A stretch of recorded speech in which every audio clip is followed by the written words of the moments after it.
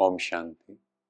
जब भी लाइफ में कोई प्रॉब्लम आती है तो हर कोई कहता है कि मेडिटेशन करो, पर याद किसे करना है, मेडिटेशन करनी कैसे है, ये कोई नहीं सिखा रहा। तो आज हम जानेंगे राजयोग मेडिटेशन। इसे राजयोग क्यों कहा जाता है? बिकॉज इसके द्वारा हम स्वयं के राजा बनते हैं। राजा मीन्स मैं डिसाइड करूं मुझे क्या बोलना है, सामने वाला नहीं डिसाइड करे मुझसे क्या बुलवाना है।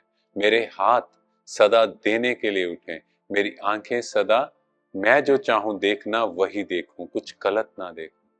और राजयोग मीन्स ये सब योग का राजा है, क्योंकि इसमें सब प्रकार के योग समाये हुए हैं।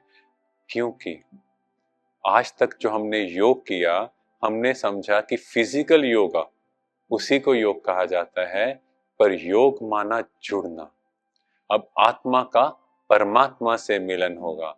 इस देह और देह रूपी वस्तुओं को भूल मुझे उस परमात्मा से कनेक्ट करना है, जिसको सिंपल भाषा में हम समझें। जब हम मंदिर गुरुद्वारा गए तो वहां पर कहा गया कि अपने जूते चप्पल उतारो।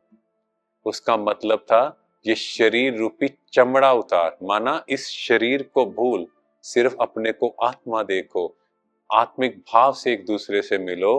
पर हमने क्या किया, वो बेल्ट शूज उतार अंदर गए बस, और उसको याद किया, पर ये भूल गए कि इस शरीर को भूलना है। तो राजयोग का सबसे पहला मूल सिद्धांत, अपने को आत्मा समझ उस परमात्मा को याद करेंगे तो जैसी उससे फ्रीक्वेंसी मैच करेगी तो energy always flows from highest to lowest. तो एनर्जी मेरे ऊपर फ्लो करेगी और शांति सुख प्रेम का सागर, और मैं इन गुणों और शक्तियों का अनुभव करूंगा। अब उस परमात्मा को याद करने के लिए कोई ऐसा नहीं है क्रॉस लेग बैठना है, नहीं। पिता को याद करना है तो चलते फिरते काम करते हर चीज में उसको याद कर सकते हैं। भोजन बना रहे हैं तो भी, तो जब मैं उसकी याद में कोई काम करूंगा तो उसके गुण और शक्तियां मेरी मदद करेंगी, जिससे वो काम बहुत सहजता से हो जाएगा।